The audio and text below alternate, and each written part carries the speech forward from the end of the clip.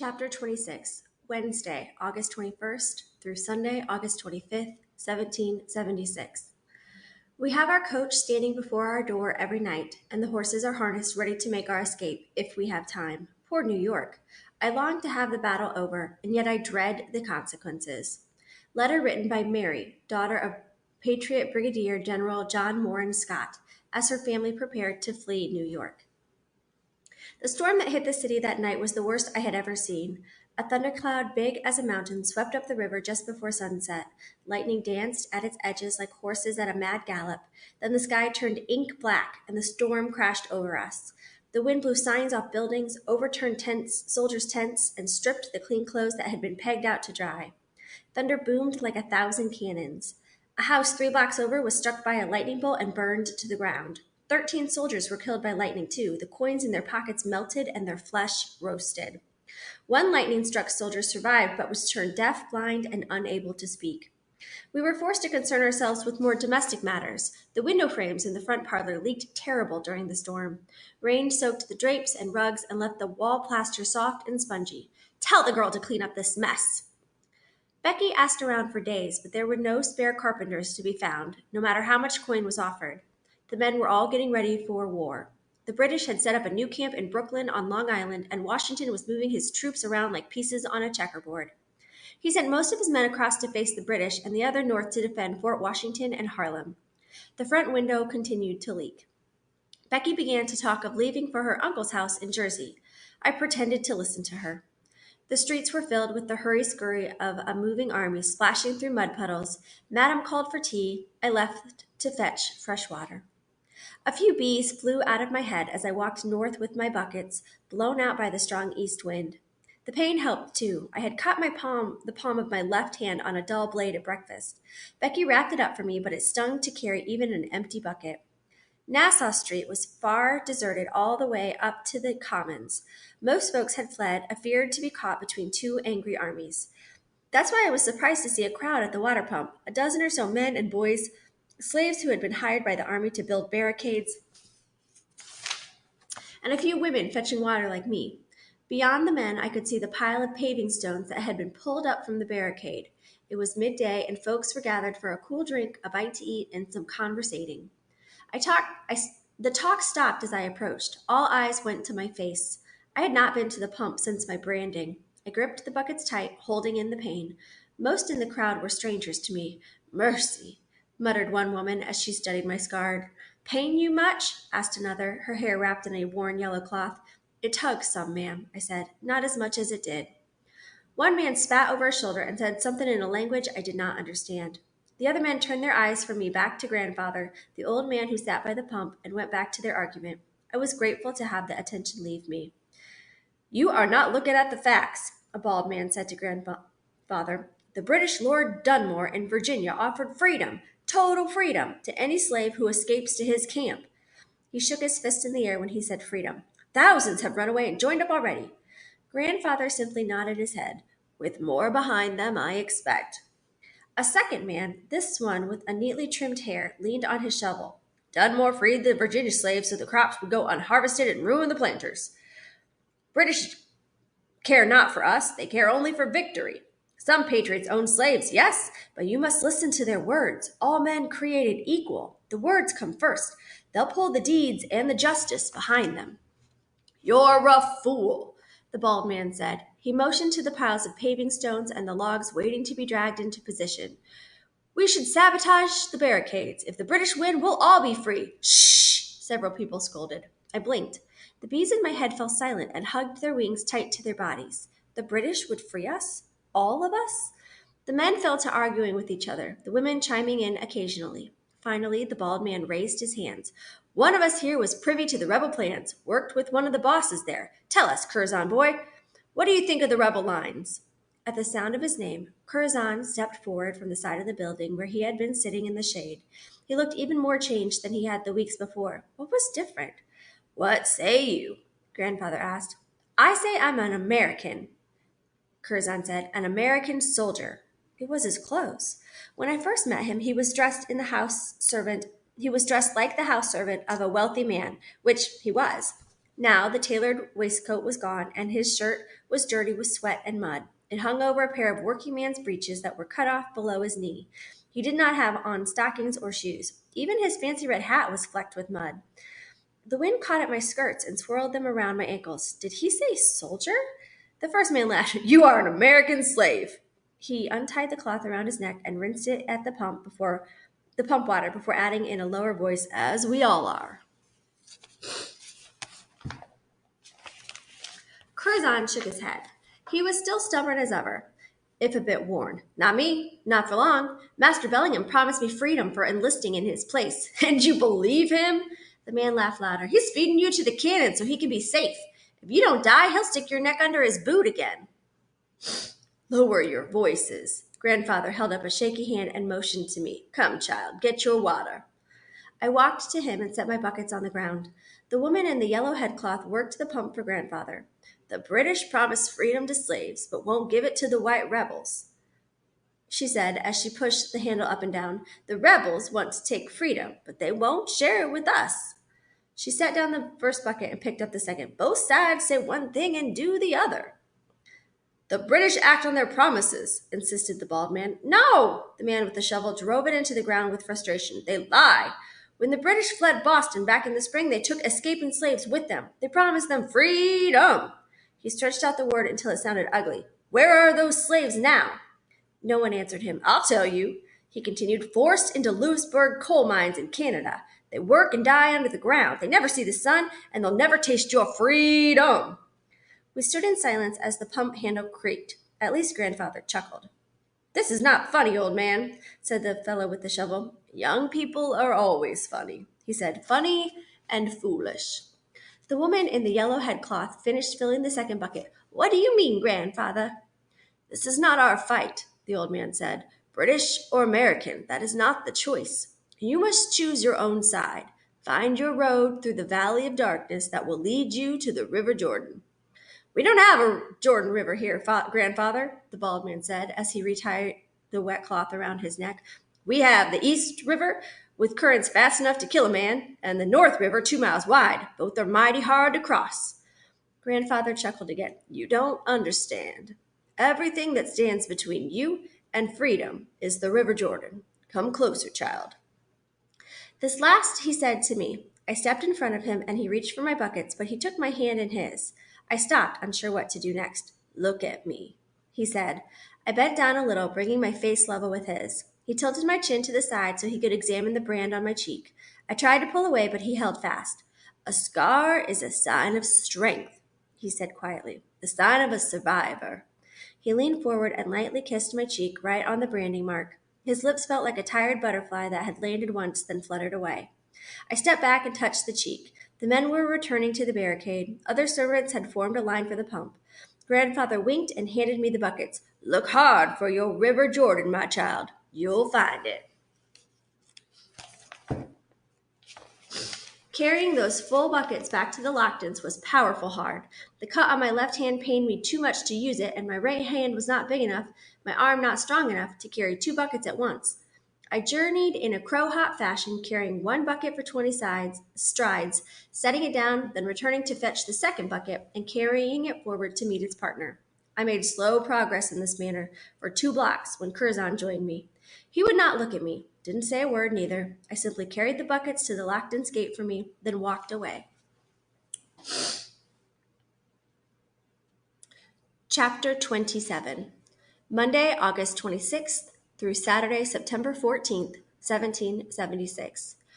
Persons exposed to great danger and hazard, remove with all expedition out of the said town, New York, whereas a bombardment and attack may be hourly expected. General George Washington, official handbill issued to New Yorkers in August 1776. The British thrashed the Patriots in a big battle in Brooklyn. Thrashed them, but good. They killed or captured near 1,000 rebels and sent the rest scurrying away. After the worst of the battle, the skies opened up again and we all waited, us in our house with leaking windows and a damp parlor, the soldiers in open fields and muddy ditches, for the rain to stop. Madame wore a groove in the floor, pacing back and forth, awaiting news of the final British victory, her footsteps tipping and tapping in measure with the ticking of the clock. I poked at the logs in the kitchen hearth, trying to summon back the bees so they would chase out the thoughts invading my brain pan. But the words of the bald man echoed. Would the British truly set me free? Should I flee to them? What about Ruth? Would they help me find her? The firewood was wet and green and would not catch. It smoldered and smoked and made a terrible stink.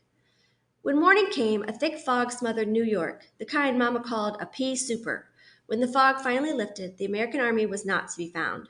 Washington's men had spent the dark night and foggy morning rowing all the troops back to New York Island. Some 9,000 men, folks said, that Washington was a conjure man for sure. Madame took to her bed when Becky brought back the news. I muttered a quiet blast and continued to eat my dinner, porridge with dried apple. Becky didn't hear me. She was going on and on about the nasty things she's passed by on the campgrounds. And there was this one lad, he'd had his hand blown clean off and a grubby bandage wrapped around his wrist. And I looked at that and I said to myself, that arm's coming off next, young man, and maybe your leg for good measure, on account of the noxious pestilence that filled the air, the stench of that place, and the groans and moans. She shivered with gruesome delight. If I had a stronger stomach, I'd take a nurse job and help a bit with the washing of the wounds and the like, but with this heat and the flies, you just know the wounds will be maggoty by morning. And if there's one thing I can't abide, it's the sight of maggots in living flesh. I looked at my bowl. The dried apple bits curled like fresh hatched maggots. I stopped eating. Becky ladled out her own. They's all saying that this proves the Lord himself is on the side of the rebellion on account of that fog he created. Did the same thing for them back in Boston, blew in a thick mist so the American army could win the day. It seemed to me that if God really wanted the Americans to win, he would have sent sea monsters to devour the fleet when it left Boston. And I went to empty my porridge into the scrap bucket. Becky pointed to her own bowl. I filled it with my leftovers and commanded my belly to stop flopping so at the sight of the curly apples. Becky paused with her spoon in the air. Makes a body wonder, though. What? I asked. Washington had them melt down the church bells and remake them into cannons. That will surely displease the Lord, I say. If God switches sides and allows the British to take New York, you'll see me headed for Jersey. Back pay or no back pay. I'm not sitting here waiting to get carved into pieces by them beastly redcoats. It took me 8 days of slow trips to the market and the water pump before I finally spied Curzon, working with other men to set up a filthy tent in the mud of the Battery campgrounds. It was good to see him not dead, nor chopped up.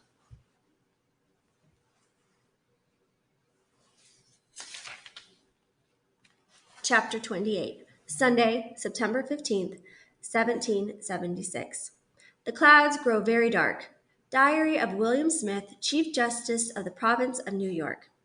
The true invasion of New York started with the firing of 100 ships' cannons when we were at church Sunday morning.